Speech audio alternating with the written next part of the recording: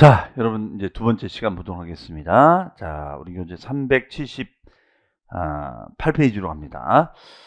제가 말씀드린 대로 일단은 양도소득세 계산 순서를 꼭 외우자 이렇게 말씀드렸고 각각의 특징 말씀드렸죠. 자, 그러면은 일단 여러분들이 암기를 하셨다라고 가정을 하고 이제 보겠습니다.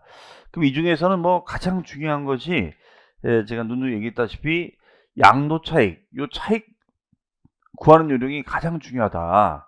자, 그러면 요 양도 차익을 계산하는 방법이 있어요.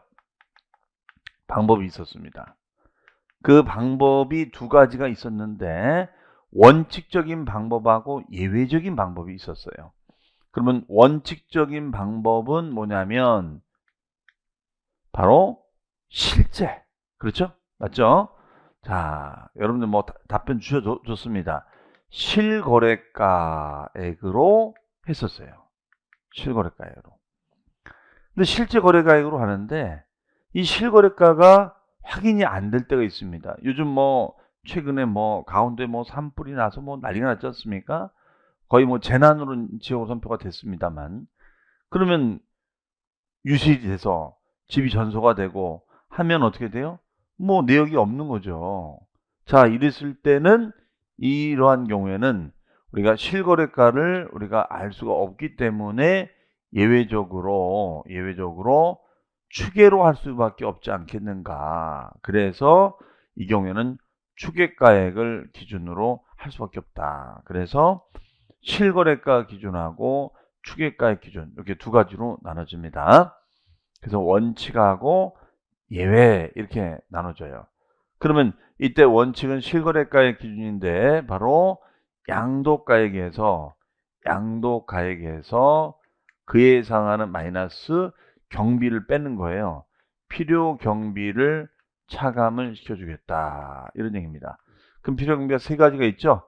바로 취득가액 경비가 있고 그 다음에 자본적 지출액 경비가 있고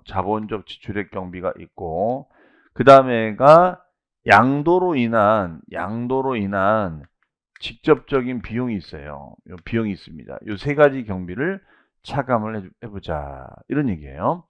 그러면 필요 경비에는 취득가액 경비가 있고 자본적 지출액이 있고 양도 직접 비용이 있다. 이렇게 얘기가 되고 있습니다. 요 세 가지. 그럼 얘는 이제 취자양이 되는 거죠. 취자양이 되는 겁니다. 그럼 결과적으로 요 필요 경비에 인정이 되느냐 안 되느냐 요 결정 문제예요. 필요 경비로 인정이 되느냐 안 되느냐 이 결정 문제가 중요하다. 그렇죠? 그러면 이때 실제 양도한 금액에서 실제 들어간 경비를 다 제하는 거예요. 그럼 여기서 이제 중요한 거는 이 필요경비 인정이 되느냐 안 되느냐 이걸 따지는 게 되게 중요한 겁니다. 그리고 이걸 이제 몰랐을 때 이걸로 가는 건데 이거 좀 이따 말씀드리고요. 자, 그럼 한번 경비를 우리가 분석을 해보죠. 그러면 첫 번째가 취득가액 경비입니다. 취득. 자, 이거는 최대한 우리가 한번 생각을 해볼게요. 자, 취득을 하다 보면 취득에 연계되는 비용이 따라 붙을 수 있어요. 그렇죠? 어떤 세금 비용이 있었죠? 그렇습니다. 취득세. 그렇죠? 취득세가 있었죠. 취득세. 그런데 우리가 유상 취득도 있지만 무상 취득도 있을 수 있죠. 뭐 증여나 상속. 그러면 증여나 상속에 따른 취득도 취득세가 있고 덩달아 법령 요건이 되면 상속세하고 증여세를 또 내야 됩니다. 그러니까 무상 취득은 상속 증여세라는 국세와 지방세가 다 발생이 돼요. 그런데 매매는 그냥 취득세만 발생이 됩니다. 네. 그러면 우리가 상속세하고 증여세는 어떻게 되느냐? 얘는 경민정이 되느냐? 얘는 경민정이 안 됩니다. 경민정이 안 돼요. 안 돼요. 그렇죠? 단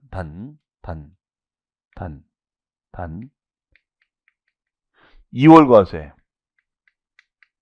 2월 과세에 따른 증여세는 얘는 경비 인정이 되죠. 2월 과세에 따른 것은 경비 인정이 됩니다. 2월 과세가 혹시 뭐인지 기억나십니까? 예, 이거는 이제 증여자가 본인이 직접 양도할 수 있는데 수중자에게 증여를 시켜서 수중자 이름으로 5년 이내 양도하는 제도를 2월 과세입니다. 2월 넘긴다 이거죠. 그러면 이런 2월 과세가 됐을 때는 경비인정을 해줍니다. 그러니까 이 문장 잘 보셔야겠죠. 원래는 안 되는데 2월 과세에 따른 증여세는 인정이 된다는 거. 그 다음에 이제 취득 조건 자체가 이제 할부 조건이 있을 수 있어요. 할부 조건. 이제 매매 대금이 크다 보니까 한꺼번에 집어넣을 수가 없는 거죠. 그러면 할부 조건으로 우리가 집어넣다 보면 할부에 따른 뭐가 있어요? 약정이자가 있을 수 있죠. 약정이자가 있을 수 있습니다. 그러면 그 약정된 이자, 할부에 따른 약정된 이자는 우리가 부대경비로 들어갈 수 있죠. 약정된 이자는 들어갈 수 있습니다. 약정이자는 들어갈 수 있다. 그럼 약정이자는 우리가 들어가는 건데, 약정이자는 들어가요. 예. 그러면 연체이자는 들어갈까요? 연체이자? 연체이자? 연체이자는 안 들어간다는 거예요. 연체이자. 예. 연체이자는 우리가 안 들어간다. 연체이자. 그 다음에 대출이자도 안 돼요. 대출이자. 대출이자도 우리가 들어가지 아니한다. 연체이자, 대출이자. 예. 이렇게 두 가지예요. 약정이자는 들어갈 수 있는데 연체나 대출이자는 들어갈 수가 없다. 이렇게 얘기를 하고 있습니다. 자, 이 얘기예요. 그러면 취득에 따른 세금 비용, 그 다음에 2월 과세에 따른 증여세, 약정이자, 하지만 연체이자나 대출이자는 들어가지 않는다. 그 다음에 이제 우리가 취득과 관련된 세금 비용은 들어가지만 보유세는 들어가면 안 되겠죠. 그래서 보유와 관련된 세금도 경비인정이 되질 않습니다. 그러면 보유세는 두 가지가 있잖아요. 바로 재산세가 있고, 그 다음에 종합부동산세가 있습니다. 종합부동산세. 그러면 요 보유세도 경비인정이 안 된다. 이렇게 볼 수 있겠죠. 그러면 이제 이런 항목을 주고 경비인정이 되느냐 안 되느냐 구분해봐라. 이렇게 이제 출제가 될 거예요. 그렇죠? 그 다음에 두 번째가 자본적 지출액이 있습니다. 그렇죠? 자본적 지출액. 요 자본적 지출액 같은 경우에는 이거는 제가 뭐라고 하냐. 그 비용이 지출이 됐을 때 이것이 양도하는 자산의 가치를 증가시켜 주는 거. 그래서 기본적인 정의가 뭐였냐면 정의가 그 비용의 지출로 인해서 자산의 가치, 양도 자산의 가치가 증대가 되거나 아니면 내용연수, 수명이 우리가 연장되는 거예요. 수명이 연장되는 그런 비용의 지출을 말한다. 이렇게 했었어요. 그럼 자산의 가치가 늘어나거나 수명이 연장되는 지출을 말한다. 이렇게 얘기가 됐습니다. 그 다음에 두 번째는 뭐냐면, 두 번째는 자산의 가치를 늘리거나 수명을 연장해서 이거를 경비로 떨자 이거예요. 그럼 여기 이제 항목에는 뭐냐? 뭐 많은 항목들이 있는데 일단은 첫 번째는 소송 비용을 자본적 지출액으로 볼 수 있습니다. 우리가 부동산을 취득하는 과정에서 소송이 붙은 거죠? 네, 이것도 들어갈 수 있어요. 대신 요거는 이제 취득한 뒤에 우리가 소송비가 될 수가 있습니다. 두 번째는 뭐냐면, 두 번째는 소송 비용 들어갈 수 있고요. 두 번째는 이제 뭐냐면,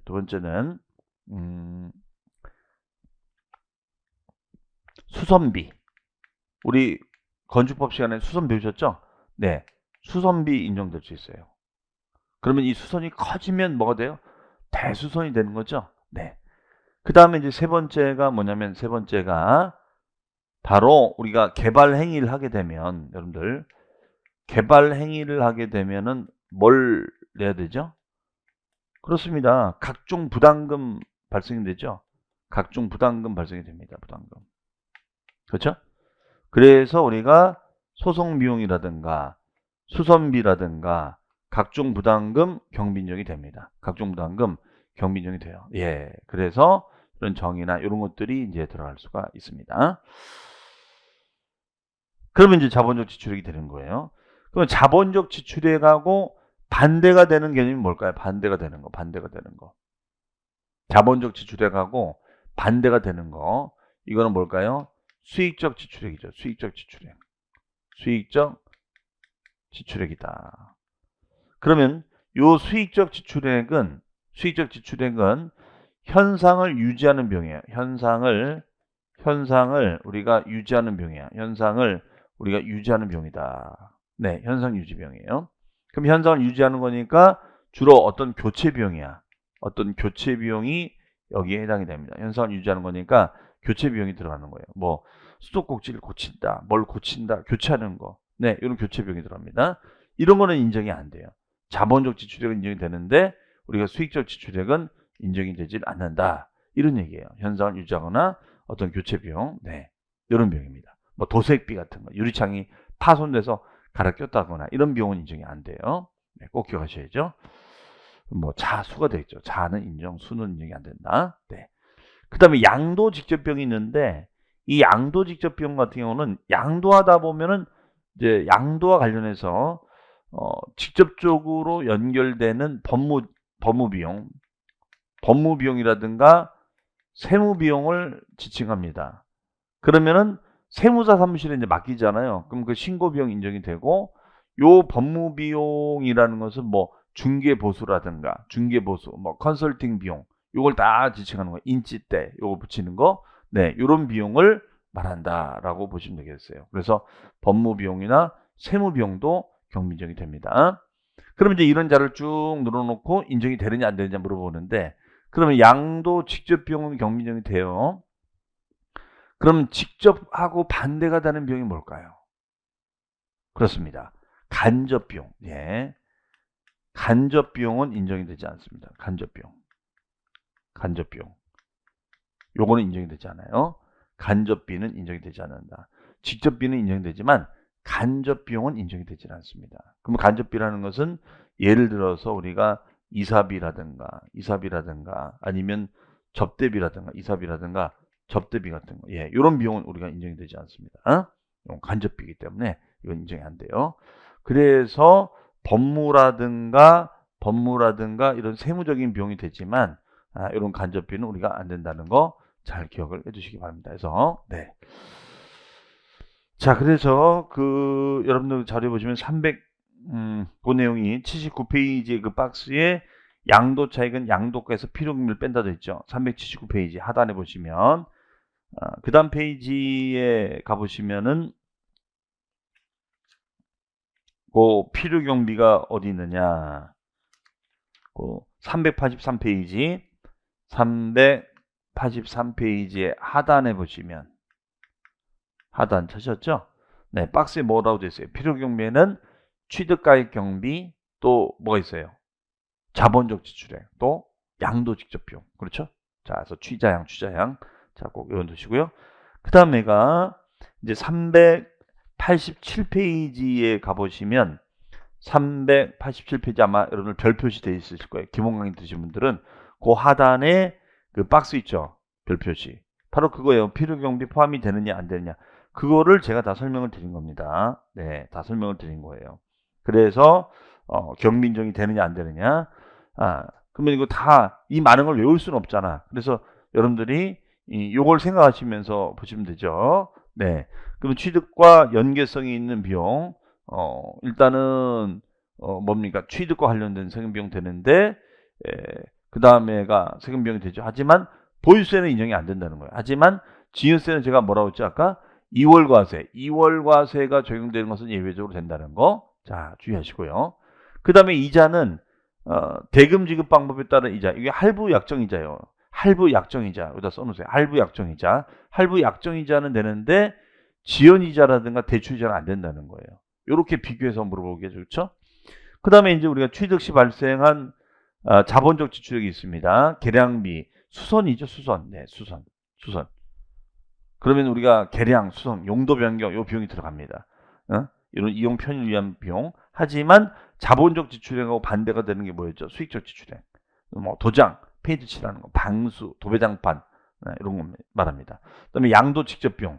직접이죠. 요 직접은 양도와 관련된 법무, 세무 비용을 말합니다. 그래서 신고 작성비, 세무 비용, 공증비, 계약서 작성비, 소개비 다 들어갑니다. 하지만 간접 비용은 들어가지 않는다는 간접비. 그렇죠? 반대가 되는 간접비는 들어가지 아니한다. 이렇게 보시면 되겠습니다. 그 다음에 이제 각종 공법상의 부담금, 개발 부담금, 재건축 부담금, 농지전 부담금, 이런 거 들어가지만, 네, 들어갑니다. 네, 이렇게 보시면 돼요. 그 다음에 현재가치 할인차금이라든가, 현재가치 할인차금이나 감가상각비도 원래 들어가거든요. 네, 현재가치 할인차금은 지금의 10,000원이 나중에 10만원 되면 10만원을 10,000원 끌어오면은 현재가치, 바꾸로 하면 미래가치. 그게 차금이 되는 거죠. 그 다음에가 이제 감가상각비. 다만 요 감가상각비나 현재가치 할인차금의 상가액 같은 경우에는 다른 소득 금액 계산할 때 필요 경비로 산입했다면, 이미 경비를 넣었다면 이거는 들어가지 않는다 그랬어요. 즉 우리가 현재가치 할인차금이나 감가상각비라든가 현재가치 할인차금 같은 경우에는 어떻게 한다? 보유가 있고 그 다음에가 양도가 있어요. 양도가 있습니다. 그러면 얘는 보유할 때 인정을 사용하지 않고 양도할 때 써먹을 수도 있고, 또는 보유할 때 써먹을 수 있어요. 그럼 양도할 때는 써먹을 필요가 없는 거거든요. 그러면 결과적으로 그냥 내버려두면 경비인정이 되는데 만약에 보유할 때 이거를 써먹었다 라고 한다면 또 써먹으면 안 되거든요. 그러면 경비인정이 된다 안 된다? 안 된다. 이렇게 해석을 하시면 되겠습니다. 자, 그래서 그 내용 되고, 그 다음에 그 위에 박스 보시면 더 알아보기 적격증빙 있죠? 네, 거기 1번, 2번이 있는데, 그 1번은 뭐냐면 이제 이거예요. 이 자본적 지출에 그러면 수선비가 들어갔다. 그럼 이거는 입증을 해야 되거든요. 이거 입증을 해야 되거든요. 그러면 이 경우에는 입증을 뭘로 할 거냐? 바로 그 박스에 보시면 무슨 증빙이라고 써져 있죠, 여러분들? 자, 책 보세요. 무슨 증빙이라고 써져 있죠? 그렇습니다. 적격증빙. 적격증빙이라고 써있죠. 적격증빙. 그럼 적격이라는 것은 법에서 인정하는 증빙이에요. 법에서. 자, 그럼 법에서 인정하는 증빙인데 여기에는 적격증빙은 뭐 소위 말해서 그 세금 계산서라든가 아니면 현금 영수증, 네, 현금 영수증, 네, 이걸로 입증이 돼야 돼요. 세금 계산서라든가 아니면 현금 영수증 등으로 우리가 얘는 입증을 해야 돼. 입증을 해야 됩니다. 그럼 입증이 되면 이거 인정해 주겠다는 거예요. 적격증빙은 세금 계산서라든가 현금 영수증으로 이제 하면은 요거 입증되면 해주겠다는 겁니다. 이게 바로 적격증빙이다라고 얘기를 해요. 적격증빙. 하지만 이런 자료가 없다. 금융거래 내용 자체도 없다. 그러면 이건 안 돼요. 네. 자, 꼭 체크하시고. 다만 이제 여기 보시면 취득과 관련된 세금 비용이 있잖아요. 취득하다 보면 만약에 요 취득세 등의 요 세금 영수증을 분실했어요. 그럴 수 있죠. 그럼 분실하면 어떡하냐? 분실하면요, 우리 동사무소 가보면 그 무인 발급기에 지방세 그 납부한 증명은 뜰 수 있거든요. 요즘은 너무 잘 돼 있어서. 네, 아니면 뭐 민원 24시나 이런 데 통하면 발급할 수 있어요. 그래서 이 영수증을 분실했어도 얼마든지 입증 가능합니다. 세금은 낸 내역이기 때문에. 자, 그렇게 보시면 되겠어요. 자, 그럼 이제 다 설명을 드렸고요. 네, 그 다음에가 왼쪽에 보시면 하단에 더 알아보기 수익적 지출액이 있죠. 그거는 경비인정이 안 된다 말씀드렸습니다. 그 내용이 이제 지금 우리 정리한 요 내용이 이제 그 앞에 뭐 구절절이 다 써져 있는 거니까 여러분들이 요걸 먼저 보시고 앞에 있는 내용, 앞에 좀 상황이 써져 있는 거를 읽어보시면 좀 더 이해가 빨라지실 겁니다. 자, 그러면은 문제를 한번 풀어봐야겠죠. 문제를. 자, 389페이지. 자, 389페이지 갑니다. 389페이지. 예, 가보시면 거기에 2번 있어요. 02번. 자, 02번 보니까 어떻게 돼 있어요? 거주자가 국내 소재 주택의 양도가액과 취득가액을 실지 거래된 금액을 기준으로 양도차익을 산정할 때 필요경비에 해당하지 않는 것은, 자, 정답이 1번인데 분명히 말씀드렸죠. 무슨 이자요? 대출금이자. 요거 조심하셔야 돼요. 인정이 될 것 같은데 LTV, DTI, DSR 요 이자 안 됩니다. 뭐 예를 들어서 이렇게 생각하시면 되겠죠. 우리가 대출 같은 경우에도 요즘 뭐 투기 과열지구부터는 거의 대출 안 나옵니다. 그러면 비조정지역 같은 경우에는 또 대출이 좀 잘 나와요. 그러면 이건 좀 억울하지 않겠습니까? 당연히 그러면 경민정 많이 받으려고 대출 많이 받고 싶지. 그러면 많이 받은 사람은 무조건 유리한 건데. 자, 이건 좀 문제가 있다 보는 겁니다. 조심하셔야 돼요. 네. 대신 이제 약정이자, 할부 약정이자 이거는 된다는 거예요. 약정. 그래서 약정이라고 돼 있으면은 경민정이 됩니다.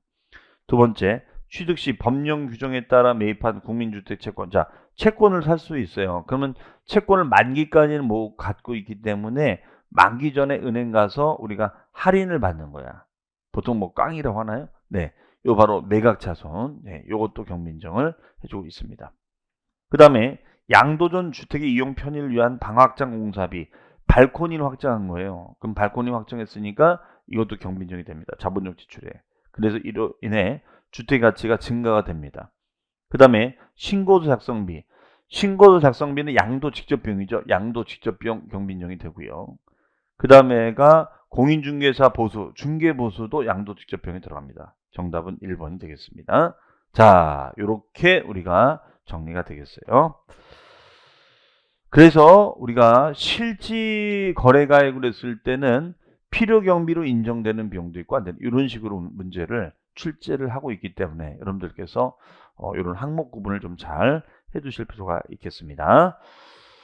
자, 그러면은 이번에는 이제 추계 방법에 대해서 얘기해봐죠. 추계. 자, 우리 요 실거래가는 우리가 어쨌든 필요경비인정이 되느냐 안 되느냐, 자, 이런 식의 질문들이 줄을 이뤄요. 문제를 풀다 보면.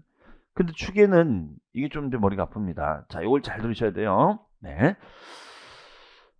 추계는 추정해서 계산한다 이 뜻이었어요. 그러면 이제 보통 이제 계약서를 분실했다거나 어떤 적격 증빙을 이제 분실한 거죠. 뭐 제가 섣불 얘기도 했습니다만 충분히 그럴 수 있습니다. 아니면 너무나 오래전에 샀기 때문에 뭐 자료가 없어진 거예요. 뭐 그런 경우도 있잖아요. 그렇죠? 그러면 이때는 우리가 양도가에 그다음에 마이너스 취득가에 그다음에 마이너스 자본적 지출에 가고 그다음에 양도 직접 비용이 있습니다. 자, 요 세 가지. 그러면 양도 차익이 있어요. 양도 차익이 있습니다. 자, 요거예요. 그럼 양도가액에서 우리가 취득가액 경비를 빼주고 자본적 지출액을 빼주고 양도 직접 비용을 빼줍니다. 요 세 가지. 자, 요 내용이었었어요. 그러면 요 이제 차익을 우리가 계산해 주는 거죠. 차익을. 그러면 이때 양도가액을 모르면 어떡하냐? 그럼 나름대로 그 기준이 있어요. 그 기준이 뭐냐? 자, 일단 실지 거래가액하고 가장 유사성이 있는 금액으로 갑니다. 그러면 그게 바로 뭐냐면 매매사례 가액이에요. 매매사례 가액. 그 다음에가 감정가로 갑니다. 감정가. 그 다음에가 기준시가로 가요. 자, 제가 축약을 써도 여러분들 아시겠죠? 매가 뭐예요? 매매 사례가액. 감이 뭐예요? 감정가액. 기가 뭐예요? 기준시가, 국세청 기준시가. 이 순서는 반드시 외우셔야 돼요. 매감기. 그다음에 취득가액은 어떻게 되느냐? 자, 취득가액은 양도가액의 상황에 따라서 취득가액의 상황이 정해지는 거예요. 이것을 우리는 동일시 기준 원칙이라 합니다. 뭐라고요? 동일시 기준 원칙. 동일시 기준이라고 그래요. 동일시 기준. 그러면 동일시 기준 원칙인데, 자, 얘가 만약에 매매 사례면 얘도 매매 사례 가액이다. 그 다음에 얘가 감정가면 얘도 감정가로 갑니다. 그 다음에가 얘는 바로 기준시가가 아니라 환산가액으로 가요. 환이 뭐냐면 환산가액입니다. 환산가액. 그 다음에가 모르면 기준시가로 갑니다. 그러니까 취득가액은 요 추정 자료가 하나 더 있는 거죠.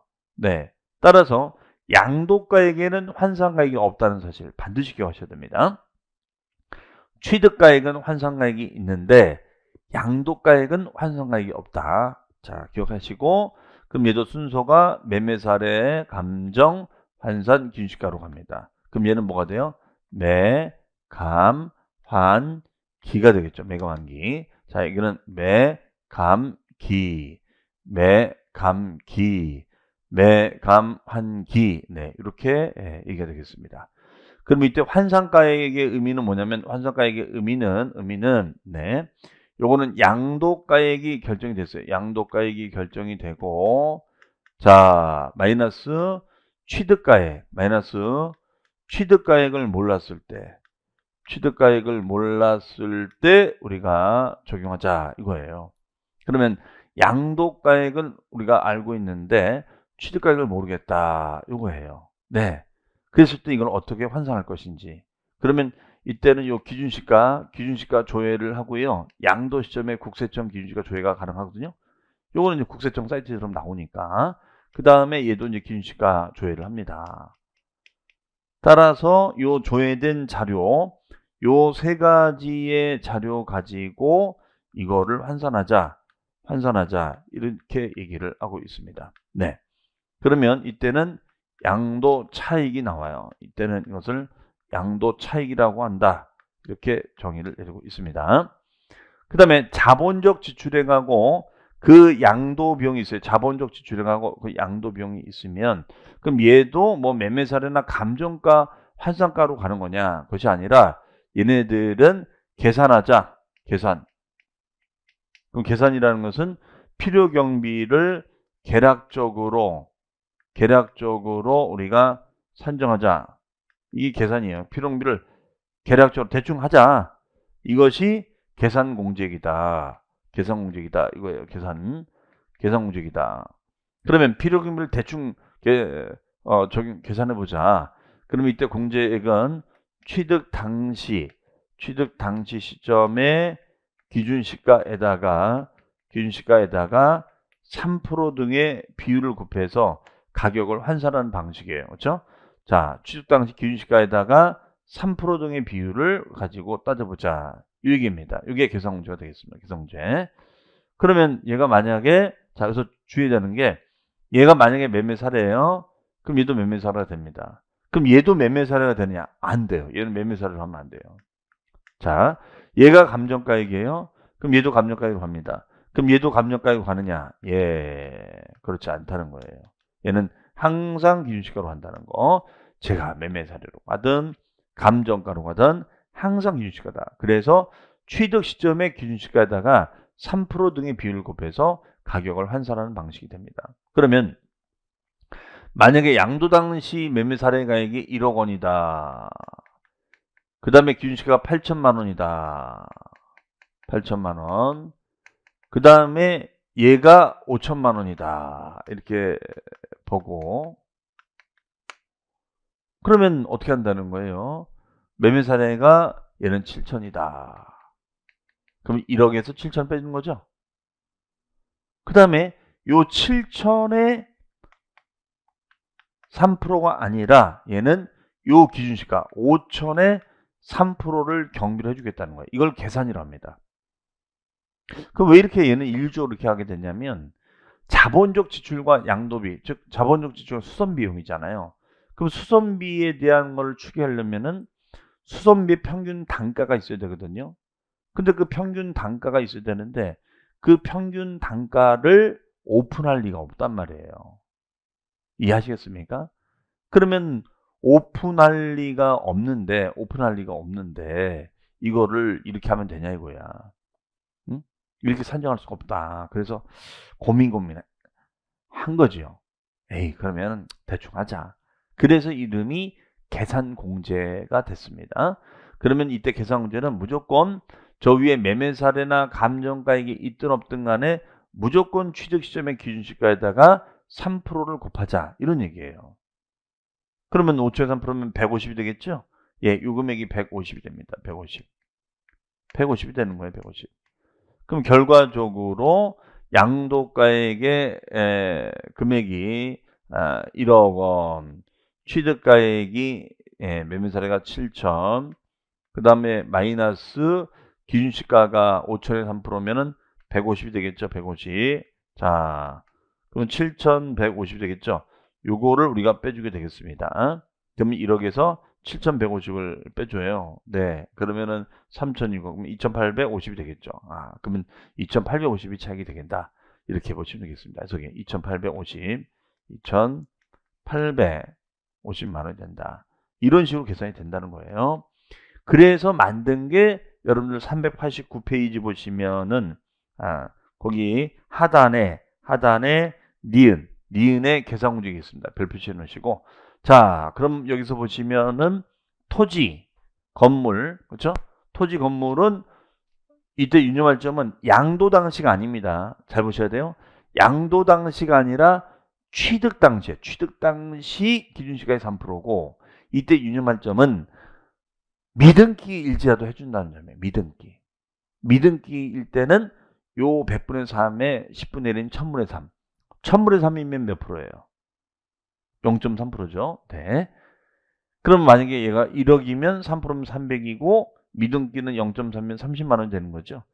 그래서 공제를 안 해주는 것이 아니라 해준다는 거 주의하시고요.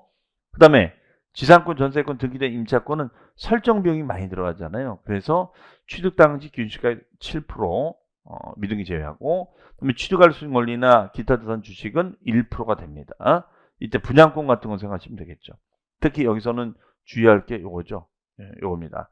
부동산은 3%가 되는데 미등기는 0.3% 된다. 부동산은 3% 되는데 미등기는 0.3% 된다. 이렇게 보시면 되겠어요. 저기.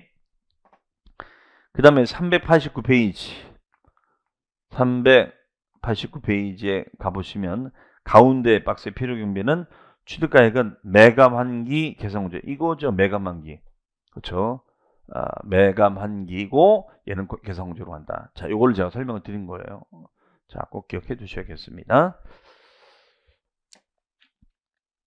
그 다음 페이지 가보시면 동그라미 4번이 있습니다. 동그라미 4번 별표시. 자, 이건 제가 기본 강의 때 건너뛰고 심화 때 설명한다고 했던 거예요. 자, 그러면 요 정도까지만 이제 정리하시면 되는데, 자, 이 얘기예요. 우리가 이제 요 환산가액이라는 것은 우리가 이제 요게 환산가액이겠죠. 양도가액은 아는데 취득가액을 몰랐을 때 요 기준시가로 환산하는 것입니다. 그러면 요거 잠깐 해보면 양도가액이 만약에 1억이라고 주어졌고 기준시가 8천으로 조회가 되고 취득 당시 기준시가 조회된 금액이 4천이라고 가정해 볼게요.